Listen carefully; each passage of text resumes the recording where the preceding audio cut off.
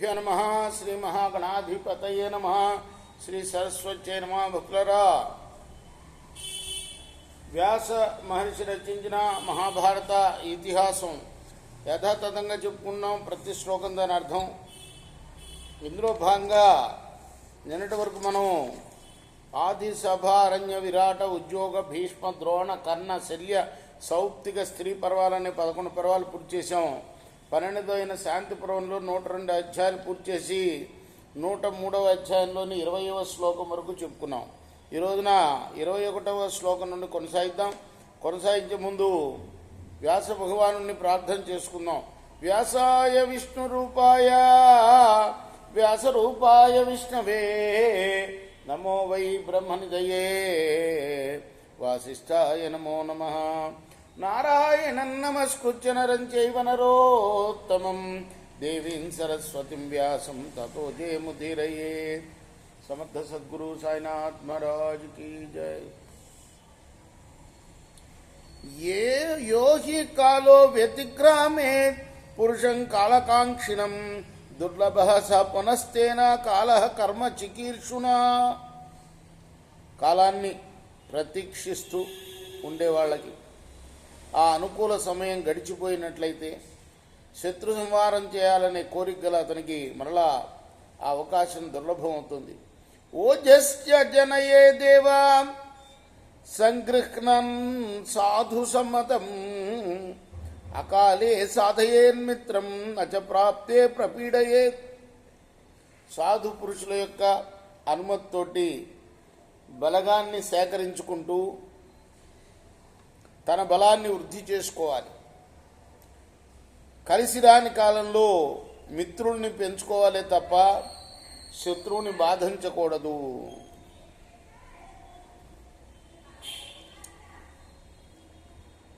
విహాయ కామం క్రోధంచ తదాహంకారమేవ చ యుక్తో విరమమన్విచ్చేత్ అహితానాం పునః పునః. కామక్రోధాల్ని అహంకారాన్ని కూడా విడిచి జాగరూకుడై శత్రువుల్లోని లోపాల్ని పదే పదే వెతకాలి. మార్దవం దండాలస్యం ప్రమాదశ్చ సురోత్తమ మాయా సుహిత శక్రా సాధయంచ విచక్షణం. ఓ సురోత్తమ ఇంద్ర, బృహస్పతి చెప్తున్నాడు. ఈ కథని, జరిగిన కథని ధర్మరాజుకు భీష్ముడు చెప్తున్నాడు అనమాట.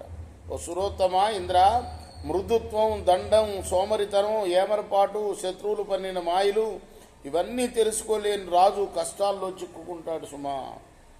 నిహచ్చేతాని చత్వారి మాయాం ప్రతివిధాయ చ తతః శక్నోతి శత్రూణాం ప్రహర్తుమవచారయన్. పైన చెప్పిన 4 వదుల్చుకొని శత్రుమాయలకు ప్రతీకారాన్ని చేశాక ఏమాత్రం ఆలోచించకుండా శత్రువుపై దాడి చేయడానికి శక్తుడవుతాడు. యథైవైకేన శక్యేత గుహ్యం కర్తుం తథాచరేత్ యచ్చంతి సచివా గుహ్యం మిథో విశ్రావయంత్యపి. తానొక్కడే రహస్యంగా చేయడానికి సాధ్యం అయినప్పుడు రాజు దాన్ని చేయాలి. ఎందుకంటే మంత్రులు అప్పుడప్పుడు రహస్యాన్ని వెల్లడి చేస్తారు, లేదా తమలో తాము చెప్పుకుంటూ ఉంటారు. వీళ్ళకి తీర్థం ఇయ్యమ్మా కొంచెం శిరీష, ఈ పిల్లలకి పంపించేసే అక్కడి నుంచే. హారతి అద్దుకోండి, అక్కడ హారతి అద్దుకొని రండి. తీర్థం ఇచ్చి చెంచాతోటి దీనిలో కింద కొబ్బరి ప్రసాదం ఉన్నది కదా, అవి పెట్టి పంపించు.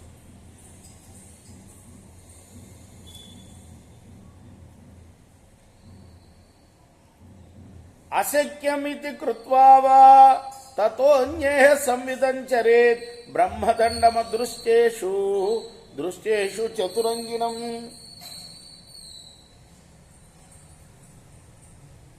తనకు అశక్యమైతేనే ఇతరులతో చర్చించాలి. శత్రువు దూరంగా ఉండి కనబడనప్పుడు బ్రహ్మదండాన్ని ప్రయోగించాలి. దగ్గరగా ఉండి కనపడుతూ ఉంటే చతురంగ బలాన్ని ఉపయోగించాలి. భేదంచ ప్రథమం యుంజాత్ తూష్ణీం దండం తథైవ చ కాలే ప్రయోజయేద్రాజా తస్మిన్ తస్మిన్ తథా తథా. మొదట భేదోపాయాన్ని ప్రయోగించాలి, అలాగే ఉదాసీనతను దండాన్ని కూడా ప్రయోగించాలి. రాజు ఆయా కాలంలో అప్పటికప్పుడు తగిన ఉపాయాలు ప్రయోగించాలి. ప్రణిపాతంచ గచ్చేత కాలే శత్రుర్బలీయస యుక్తోస్య వధమన్వీచ్చేత్ అప్రమత్త ప్రమాజ్యత. శత్రువు బలవంతుడై ఉన్న సమయంలో అవసరమైతే అతనికి నమస్కరింపవలసిందే. కానీ శత్రువు ఏమరపాటుగా ఉన్నప్పుడు తాను అప్రమత్తుడై సావధానంతో అతని వధకు ఉపాయాన్ని అన్వేషించాలి. ప్రణిపాతేన దానేనా వాచా మధురయా బ్రువన్ అమిత్రమపి సేవేత నచ జాతు విశంకయిత్. రాజు శత్రువును కూడా నమస్కారాలతో దానాలతో మధురంగా మాట్లాడుతూ సేవించాలి. అతనికి ఏమాత్రం సందేహం కలగకూడదు.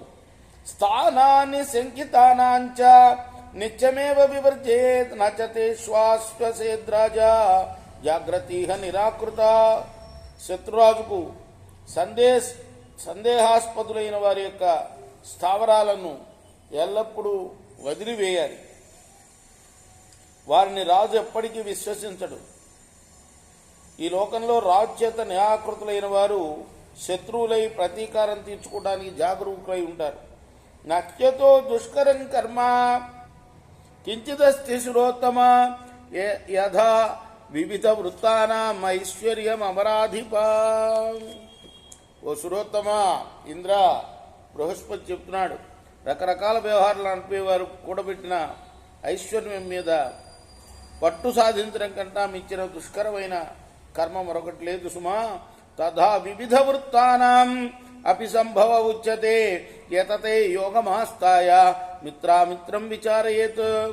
వివిధ వ్యవహారాలు నడిపే వారి మీద పట్టు సాధించడం ఇలా కూడా సంభవవుతుందని చెప్పబడుతుంది.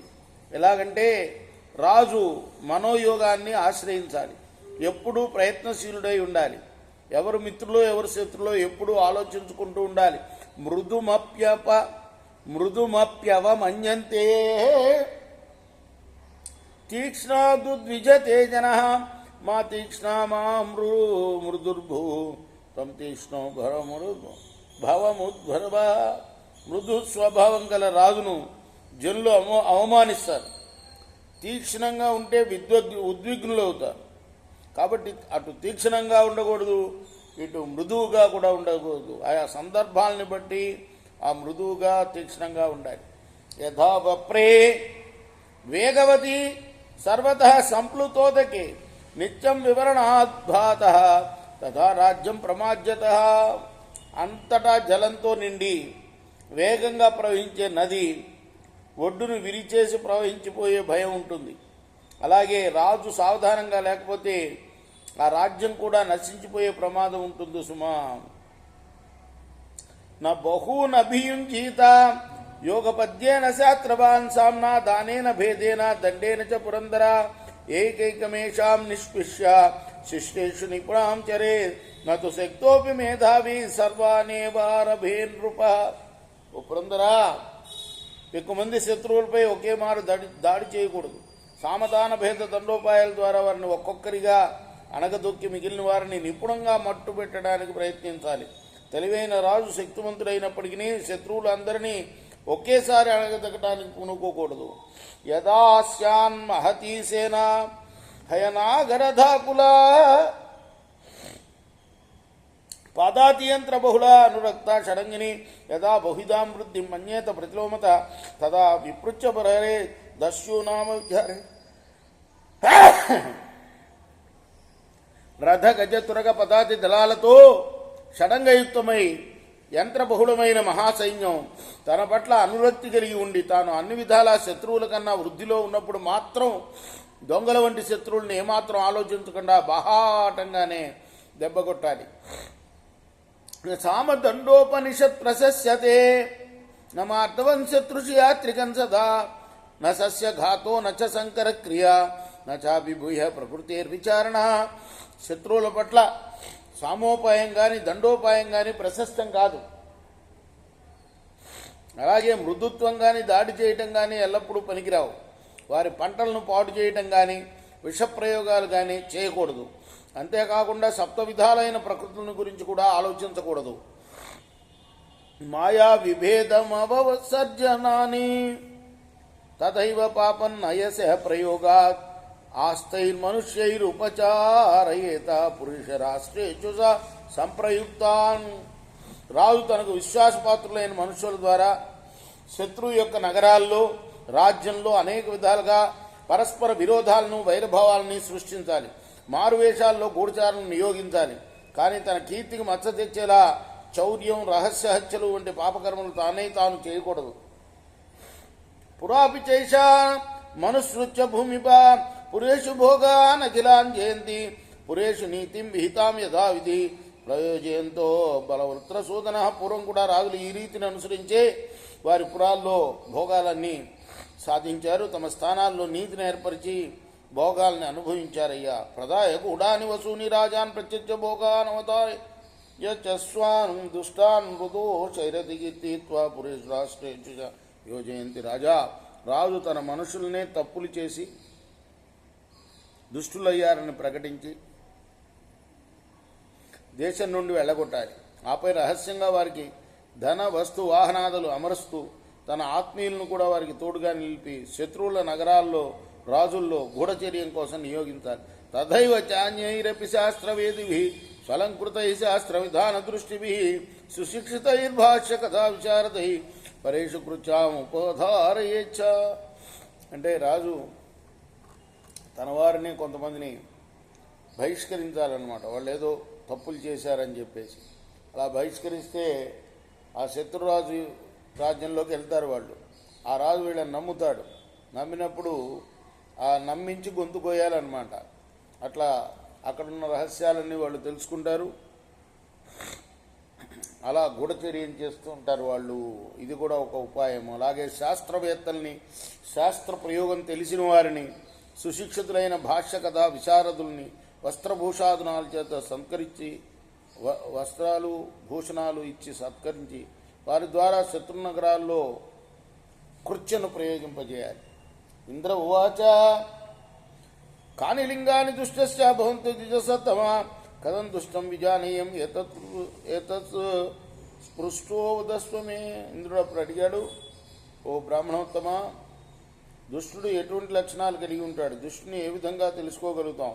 ఈ ప్రశ్నకు నాకు సమాధానం చెప్పు. బృహస్పతి వాచ కాని లింగాన్ దుష్టస్య భవంతు ద్విజసత్తమా పరేర్వా కీర్త్యమానేషు తూష్ణీమాస్తే పరాంగమః. పరోక్షంలో దోషాలనే ఏకరవు పెడుతూ సద్గుణాలను కూడా దుర్గుణాలుగా ఆరోపిస్తూ ఇతరులు ఎవరైనా ఆ సద్గుణాలను కొనియాడితే మౌనంగా ముఖం చాటు వేసేవాడు దుష్టుడవుతాడు. తూష్ణీం భావేపి విజ్ఞేయం నచేద్భవతి కారణం విశ్వాస చోష్ట సందంశము శిరసస్య ప్రకంపనం. మౌనంగా ఉండి కూడా అకారణంగానే నిశ్వసిస్తూ పెదవులు కొరుకుతూ తల ఊపుతూ ఉండేవాడు దుష్టుడు అని తెలుసుకోవాలి. కరోచ్చ భీక్షణం సంపృష్టం అసంసృష్టస్య భాషతే అదృష్టో నృతే దృష్టో నైవా అభిభాషతే. మాటి మాటికి దగ్గరగా వస్తూ దూరంగా ఉన్నప్పుడు దోషాలని ఉటంకిస్తూ ఉండేవాడు. పని చేస్తానని హామీ ఇచ్చి కనుమరుగు కాగానే ఆ పని చేయనివాడు, ఎదురుపడినా మాట్లాడినవాడు దుష్టభావాలతో నిండి ఉంటాడని తెలుసుకోవాలి. పృథకేచ్ఛ సమస్నాతి నేత మధ్య యథావిధి. ఆసనే సేనేయ అనే భావాలక్ష విశేషత ఎక్కడి నుండైనా వచ్చి అందరితో కలవకుండా వేరుగా భుజించేవాడు. ఇది ఈ రోజుకు తగినట్లు లేదు అంటూ కూర్చోవడంలో, పడుకోవడంలో, తిరగడంలో కూడా దుష్టునిలోని దుష్టభావాలు విశేషంగా గోచరిస్తాయి. ఆర్తిరార్తే ప్రియే ప్రీతిహేతావన్ మిత్రలక్షణం విపరీతంతు బోద్ధవ్యం. అరిలక్షణమేవెత్తత్. అరిలక్షణమే అరుడు అంటే అరి అంటే శత్రువు అన్నమాట. అంటే తనంటే ఇష్టపడినవాడు వాడు ఆర్తులను చూసి ఆర్తి చెందడం, సంతోషించే వారిని చూసి సంతోషించడం అది మిత్రలక్షణం అయితే, దానికి విరుద్ధంగా ఉండటం తనతోటే ఉంటూ తన ఎడ దుష్ట స్వభావం గలవాడి యొక్క లక్షణం. ఏతాన్యేన యథోక్తాని బుజ్యేతా త్రిదశాధిప పురుషునాం ప్రదుష్టానాం స్వభావో బలవత్ర. ఓ త్రిదశాధిప అంటే 3 దశాలు, త్రిదశాలు 30. 33 మందికి అధిపతి అంటారు ఎవరిని? ఇంద్రుణ్ణి. 3 కోట్ల మంది అంటారే, ఆ 3 కోట్ల మందికి 30 మంది అధిపతులు ఉంటారన్నమాట. ఆ అధిపతులకు అధిపతి ఈయన. ఈ రీతిగా నేను చెప్పిన లక్షణాలన్నీ కూడా గ్రహించవయ్యా ఇంద్ర. దుష్టుల స్వభావం బలవత్తరమైన సుమా, ఇది దుష్టస్య విజ్ఞానం ఉక్తంతే సురసత్తమ నిశమ్య శాస్త్రతత్వార్థం యథావదమరేశ్వర. ఓ అమరేశ్వర, శాస్త్రంలోని తత్వాన్ని యథాతథంగా గ్రహించి దుష్టుని లక్షణాలను నీకు నేను చెప్పాను. భీష్మోవాచ తద్వచ శత్రు నిబర్హనేరత తథా చకారాని తథా బృహస్పతే చచార కాలే విజయాయ చారిహ వశంచ శత్రు ననయత్ పురందర. ఇదంతా భీష్ముడు చెప్తున్నాడు. ఎవరు? బృహస్పతి ఇంద్రుల సంవాదాన్ని. ధర్మరాజు భీష్ముడు అంటున్నాడు, ఇప్పుడు శత్రువులను సంహరించాలని ఆసక్తి గల ఇంద్రుడు బృహస్పతి చెప్పిన ఆ యథార్థ వచనాలను విని తూచా తప్పకుండా ప్రవర్తించాడయ్యా, పాటించాడు. ఇప్పుడు సరైన సమయంలో జైత్రయాత్రకు బయలుదేరి శత్రువులను వశపరుచుకున్నాడు. ఇది శ్రీ మహాభారతే శాంతిపర్వణి రాజధర్మానుశాసనపర్వణి ఇంద్ర బృహస్పతి సంవాదే త్యధిక శతమోధ్యాయ. ఇది వ్యాస మహర్షి రచించిన మహాభారత ఇతిహాసంలోని శాంతి పర్వంలోని 103వ అధ్యాయం. రేపు 104వ అధ్యాయం ప్రారంభం చేద్దాం. కృష్ణార్పణమస్తు. సాయి కృష్ణార్పణమస్తు. స్వస్తి ప్రజాభ్య పరిపాలయంతాం న్యాయేన మార్గేణ మహిమీషా గోబ్రాహ్మణేభ్యో శుభమస్తు. లోకాః సమస్తాః సుఖినో భవంతు.